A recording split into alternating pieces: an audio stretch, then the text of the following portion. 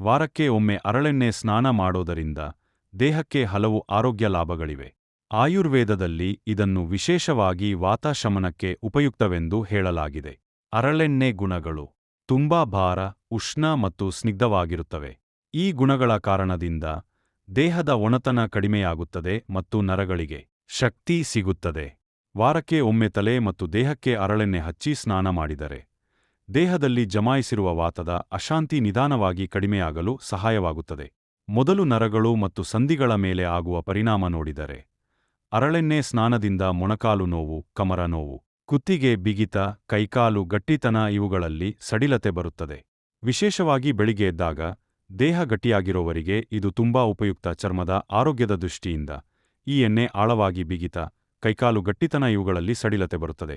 ವಿಶೇಷವಾಗಿ ಬೆಳಿಗ್ಗೆ ಎದ್ದಾಗ ದೇಹ ಗಟ್ಟಿಯಾಗಿರೋವರಿಗೆ ಇದು ತುಂಬಾ ಉಪಯುಕ್ತ. ಚರ್ಮದ ಆರೋಗ್ಯದ ದೃಷ್ಟಿಯಿಂದ ಈ ಎಣ್ಣೆ ಆಳವಾಗಿ ಚರ್ಮದೊಳಗೆ ಸೇರಿ ಒಣಚರ್ಮ, ಸೊಕ್ಕು, ಚರ್ಮದ ಬಿರುಕು, ಪಾದ ಬಿರುಕುಗಳನ್ನು ಕಡಿಮೆ ಮಾಡುತ್ತದೆ.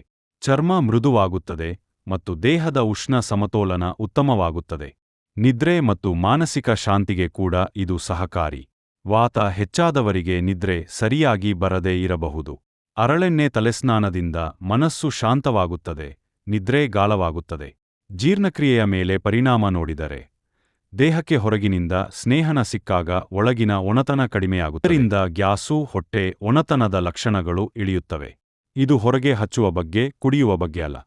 ಮಹಿಳೆಯರಿಗೆ ಇದರಿಂದ ಮಾಸಿಕ ಧರ್ಮದ ಸಮಯದ ಕೆಳಹೊಟ್ಟೆ ನೋವು ಮತ್ತು ಸೊಂಟ ನೋವು ಸ್ವಲ್ಪ ಮಟ್ಟಿಗೆ ಕಡಿಮೆಯಾಗಬಹುದು, ಏಕೆಂದರೆ ವಾತ ಶಮನವಾಗುತ್ತದೆ. ಸ್ನಾನ ಮಾಡುವ ವಿಧಾನ ಸರಳವಾಗಿದೆ. ಬೆಳಿಗ್ಗೆ ಖಾಲಿ ಹೊಟ್ಟೆಯಲ್ಲಿ ಅಥವಾ ಲಘು ಆಹಾರದ ನಂತರ ಸ್ವಲ್ಪ ಬಿಸಿ ಮಾಡಿಕೊಂಡ ಹರಳೆಣ್ಣೆಯನ್ನು ತಲೆ, ಕಿವಿ ಹಿಂದೆ, ಕುತ್ತಿಗೆ, ಸಂಧಿಗಳು ಮತ್ತು ಪಾದಗಳಿಗೆ ಚೆನ್ನಾಗಿ ಮಸಾಜ್ ಮಾಡಿ. ಕನಿಷ್ಠ 20 ರಿಂದ 30 ನಿಮಿಷ ಬಿಟ್ಟು ನಂತರ ಬಿಸಿ ನೀರಿನಲ್ಲಿ ಸ್ನಾನ ಮಾಡುವುದು ಉತ್ತಮ. ಆದ್ರೆ ಗಮನಿಸಬೇಕಾದ ವಿಷಯಗಳು ಕೂಡಿವೆ. ತುಂಬಾ ಪಿತ್ತ ಸ್ವಭಾವದವರು, ದೇಹದಲ್ಲಿ ಹೆಚ್ಚು ಉಷ್ಣ ಇರುವವರು ಅಥವಾ ಚರ್ಮದಲ್ಲಿ ಅಲರ್ಜಿ ಇರುವವರು ವೈದ್ಯರ ಸಲಹೆ ಪಡೆದು ಮಾತ್ರ ಬಳಸುವುದು ಉತ್ತಮ. ಬೇಸಿಗೆ ಕಾಲದಲ್ಲಿ ವಾರಕ್ಕೆ ಒಮ್ಮೆ ಸಾಕು, ಚಳಿಗಾಲದಲ್ಲಿ ಸ್ವಲ್ಪ ಹೆಚ್ಚು ಲಾಭ ಕೊಡುತ್ತದೆ. ಒಟ್ಟಿನಲ್ಲಿ ವಾರಕ್ಕೆ ಒಮ್ಮೆ ಹರಳೆಣ್ಣೆ ಸ್ನಾನ ಮಾಡೋದ್ರಿಂದ ದೇಹದ ವಾತ ಸಮತೋಲನವಾಗುತ್ತದೆ, ನರ ಸಂಧಿಗಳಿಗೆ ಬಲ ಸಿಗುತ್ತದೆ, ಚರ್ಮ ಮತ್ತು ನಿದ್ರೆ ಉತ್ತಮವಾಗುತ್ತದೆ. ಇದು ಔಷಧ ಅಲ್ಲ, ಆದರೆ ಸರಿಯಾಗಿ ಬಳಸಿದರೆ ಒಳ್ಳೆಯ ಆಯುರ್ವೇದ ಅಭ್ಯಾಸ.